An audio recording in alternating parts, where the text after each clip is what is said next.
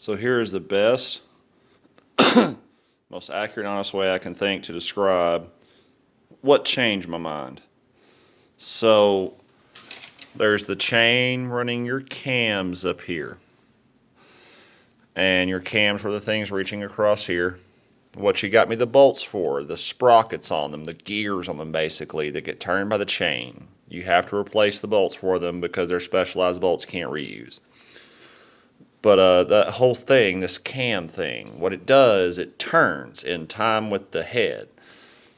There's intake valves and exhaust valves that go down to open up. And as the names imply, on the intake valves on this side, they open up to let the air in, and they close so the cylinder can compress the air. Then the cylinder fires, and the exhaust ones open up to let all the crap out, to let all the exhaust out, the burned off fuel. And those valves and those cylinders are so close that if a valve stays down, when a cylinder hits its top point, it will destroy that valve. And valve work, what all it requires taking the whole head off, head gasket work, machine shop work, everything. It costs so much money that it can be done, but it's not worth it. That's why most places will just simply replace your whole engine. Even that's cheaper to them.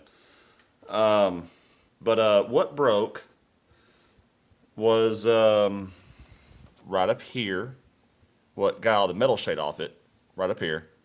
And just seemed to mostly dump metal in these. And that's all I found at first. Even having this whole thing off, I didn't see metal shavings all throughout the top of this. So it's fine. Thought that was okay. If that's all it ate up, oh well. It's just for variable timing for that matter. Kind of like I was even talking about, if your timing jumped too far, it could cause that valve destruction I talked about. But variable timing, even if it doesn't work, the worst you can have is a little less performance or a little less fuel mileage. Those aren't able to adjust past the point of braking. So they can't adjust that far. They just have a couple, like maybe 3-4 degrees at best adjustment.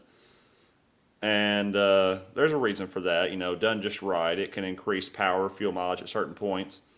But they can't make the car brake. The car still run. So even if this whole system was destroyed, at least this part of it, not the cams themselves, the valves have to open. But if the variable system was fucked, that's only so bad. It may just not be perfect. It'll still work. If the cylinders, the things, these injectors, ignition coils, and spark plugs are firing, get fucked, you're fucked. This car is fucked. It is fried. It will not fucking function. And one of the important things is compression. Everything being so perfectly formed that it pushes air to the tiniest space. It's so perfect that if the piston or the walls around it get scratched up, it's enough to destroy compression. Destroy it. So, not seeing any metal, walking away from the variable timing, I wasn't that worried. Till the oil shit. Oil filter's all the way down here, fed by an oil pump that's not far from the oil pan. You can see the distance. In fact, you can see this is also much closer to the pistons where the oil fills up and all that than where the cam sprockets are.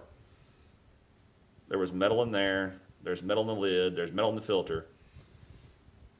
Yeah, there's always still going to be that chance until all that metal's out, because metal does lubricate pistons too, that it reaches one of these pistons and again, dude, there's no gentle way to put that. It may never happen, especially if you use my advice and it survives that time period. If you use my advice and it goes that 6 months between oil changes, the magnetic plug always picking the oil shavings off and stuff like that, it'll be gone. That metal will definitely be out there by then, and the engine will have survived it. But yeah, as of right now, I just don't know.